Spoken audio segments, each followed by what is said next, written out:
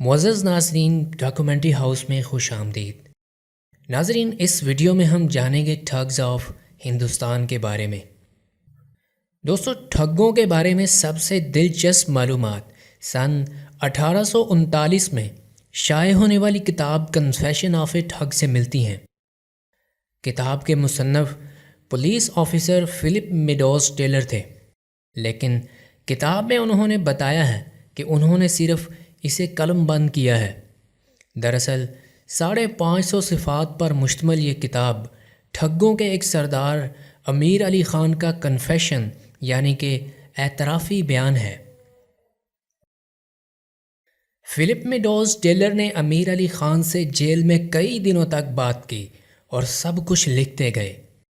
Tailor کے مطابق ٹھگوں کے سردار نے جو کچھ بتایا اس میں تقریباً لفظ بہ لفظ لکھتا گیا، یہاں تک کہ اسے ٹوکنے یا پوچھنے کی ضرورت بھی کم ہی پڑی تھی۔ ٹیلر کا کہنا ہے کہ امیر علی خان جیسے سینکڑوں سردار تھے جن کی سرپرستی میں ٹھگی کا دھندا چل رہا تھا۔ امیر علی خان سے جب ٹیلر نے پوچھا کہ تم نے کتنے لوگوں کو مارا تو اس نے مسکراتے ہوئے کہا، او صاحب، میں تو پکڑا گیا، نہیں تو 1000 پار کر لیتا، آپ لوگوں نے 719 پر ہی روک دیا۔ ٹھگی کا یہ عالم تھا کہ انگریزوں کو ان سے نمٹنے کے لیے ایک الگ محکمہ بنانا پڑا تھا۔ وہی محکمہ بعد میں انٹیلیجنس بیورو یا IB کے نام سے جانا گیا۔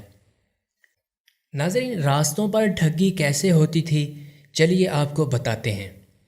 جتائی پر نکلنے والے ٹھگوں کا گروہ 20 سے 50 تک کا ہوتا تھا۔ وہ عام طور پر 3 دستوں میں چلتے تھے، ایک پیچھے، ایک درمیان اور ایک آگے۔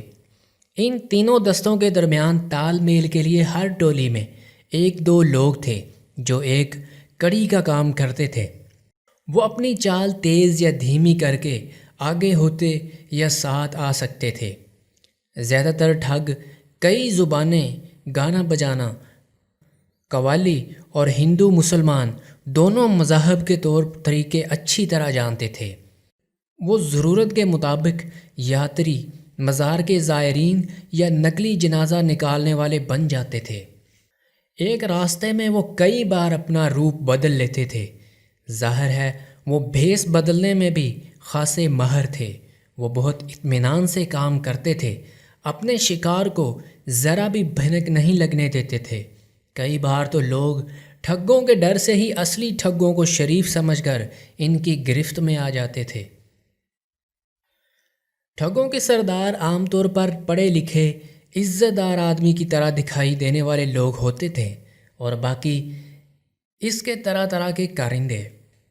فلپ میڈوز ٹیلر کی کتاب کنفیشن آف اے ٹھگ میں امیر علی خان نے تفصیل سے بتایا ہے کہ کیسے وہ بڑے سیٹھوں اور مالدار لوگوں سے ضرورت کے حساب سے کبھی کسی نواب کے سپہ سالار کی طرح ملتا تھا، کبھی مولوی کی طرح تو کبھی یاتری کا روپ دھار کر پنڈت کی طرح۔ امیر علی خان نے بتایا کہ ٹھگوں کے کام بٹے ہوئے تھے۔ سوٹھا گروہ کے سب سے سمجھدار رکن لوگوں کو باتوں میں پھنسانے والے لوگ تھے جو شکار کی طاق میں سرائے کے آس پاس منڈلاتے تھے۔ وہ آنے جانے والوں کی ٹو لیتے تھے، پھر ان کے مال اسباب اور حیثیت کا اندازہ لگا کر اسے اپنے چنگل میں پھنسانے آتے تھے۔ امیر علی خان کے گروہ کا سوٹھا گوپال تھا جو بہت ہوشیاری سے اپنا کام کرتا تھا۔ شکار کی پہچان کرنے کے بعد کچھ لوگ اس کے پیچھے، کچھ آگے اور کچھ سب سے آگے چلتے۔ راستے بھر دھیرے دھیرے کر کے ٹھگوں کی تعداد بڑھتی جاتی، لیکن وہ ایسا ظاہر کرتے جیسے ایک دوسرے کو بالکل بھی نہیں جانتے۔ اپنے ہی لوگوں کو جتھے میں شامل ہونے سے روکنے کا ناٹک کرتے تھے تاکہ شک نہ ہو۔ یہ بہت صبر کا کام تھا، ہڑبڑاہٹ کی کوئی گنجائش نہیں ہوتی تھی۔ سب سے آگے چلنے والے دستے میں بول یعنی کہ قبر تیار کرنے والے لوگ ہوتے تھے۔ انہی درمیان والے دستے میں سے کڑی کا کام کرنے والا بتا دیتا تھا کہ کتنے لوگوں کے لیے قبر بنانی ہے۔ پیچھے والا دستہ نظر رکھتا تھا کہ کوئی خطرہ ان کی طرف تو نہیں آ رہا۔ آخر میں تینوں بہت پاس آ جاتے، لیکن اس کی خبر شکار کو نہیں ہوتی تھی۔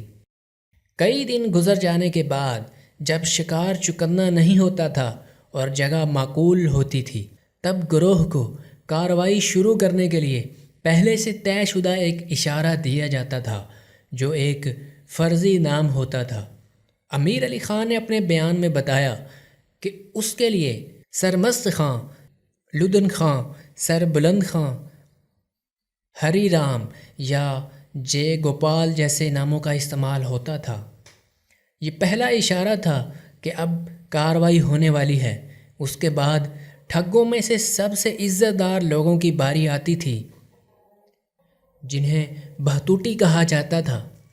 ان کا کام بنا خون بہائے رومال میں سکہ باندھ کر بنائی گئی گانٹھ سے شکار کا گلا گھونٹنا ہوتا تھا۔ ہر ایک شکار کے پیچھے ایک بہتوٹ ہوتا تھا۔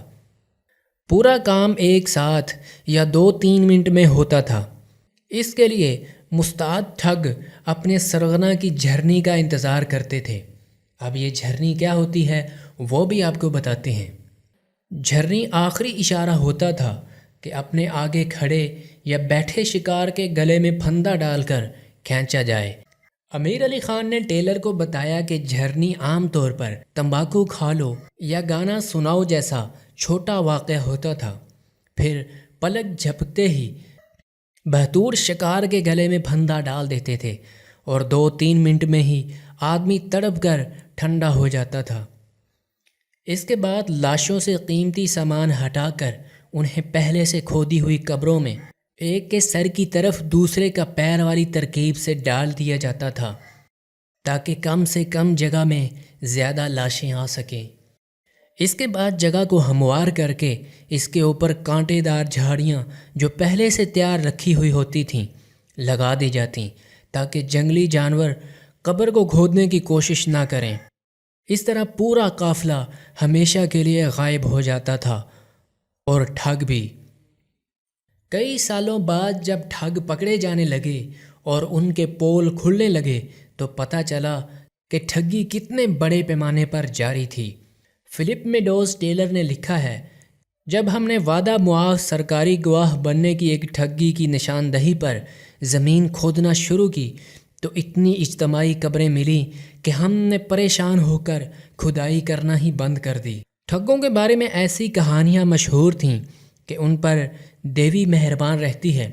اس کے علاوہ ایک اور خاص بات یہ تھی کہ ٹھگوں کا یقین تھا کہ اگر وہ اصولوں کا احترام کرتے ہوئے اپنا کام کریں گے تو دیوی ماں ان پر مہربان رہے گی۔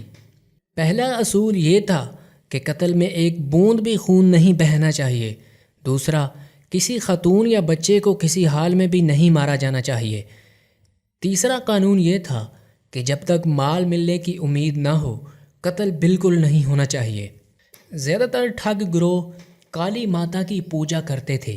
اس کے علاوہ وہ ہر اگلے قدم سے پہلے شگن اور اپشگن کا وچار کرتے تھے۔